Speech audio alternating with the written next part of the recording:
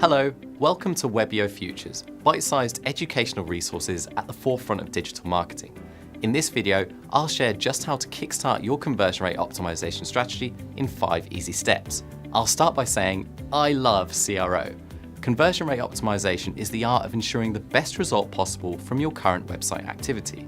Whilst SEO and PPC aim to drive more traffic to your website, CRO is all about converting more of the traffic you already get. Once you have mastered CRO, your SEO and PPC will be far more lucrative, and you'll convert more of the new traffic driven by these channels. CRO is an exact and precise science. When correctly executed, it will undoubtedly improve the conversions achieved from your website or landing page. A successful CRO process is outlined in these 5 simple steps: identify, hypothesize, prioritize, optimize, and verify. Before conducting any tests or making any changes, you need to establish the who, what, where, and why of your website. Use tools such as Google Analytics or Adobe Analytics alongside recording software like Lucky Orange or Hotjar to identify key insights needed to fuel successful CRO. Take time to identify who is visiting your website, track their behaviors to understand their intentions so you can pinpoint what elements are having a positive and negative influence on what they choose to engage with. Many organizations jump straight into A/B, split, or multivariate testing when looking to improve CRO.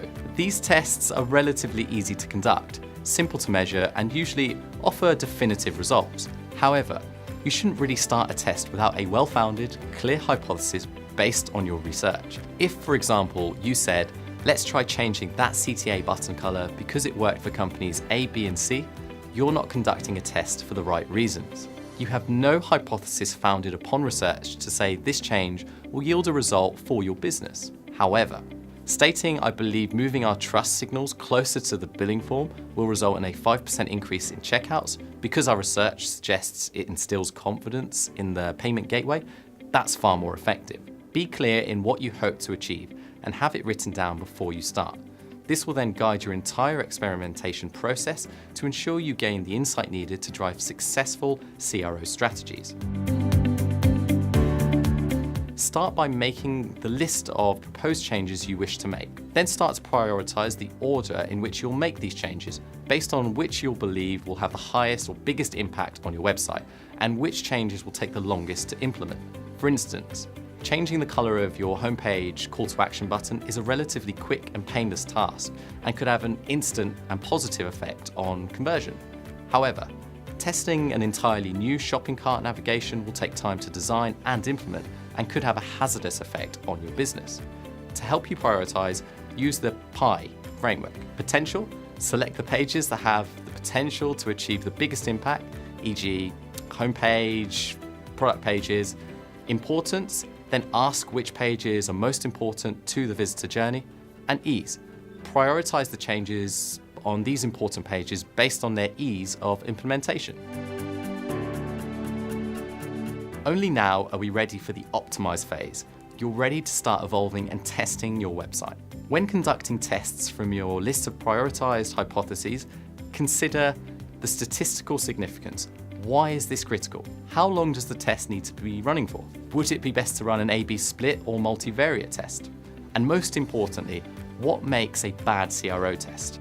Here are 3 cardinal CRO test sins that are often forgotten. Number 1, stop trying after a failed test. Remember, every test teaches you a lesson. Number 2, running multiple tests at the same time with overlapping traffic leading to skew results. Number 3, not running a test for a full week leading to bad sampling and unreliable results. After a test has been conducted, you need to verify the results. Let's say through advanced testing, you've identified the ultimate customer journey that has drastically improved your conversion success. That's great, but you now need to answer these essential questions. What is the cost of permanently deploying this change? Engineering, design, maintenance, measurement. Does the expected increase in revenue justify the cost involved? If the answer to both was yes, then you'll need to do the following.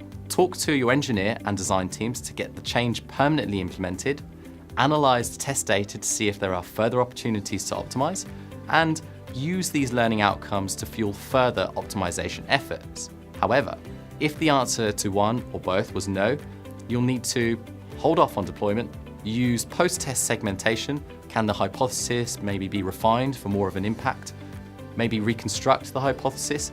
Use these learnings to fuel further optimization efforts.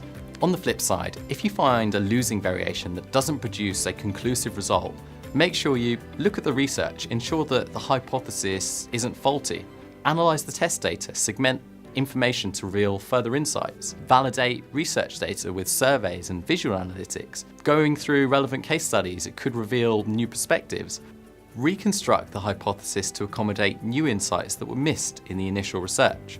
And go back to testing. By working through these 5 processes, you'll revolutionize your CRO strategy and gain exceptional results. I hope you found this video helpful.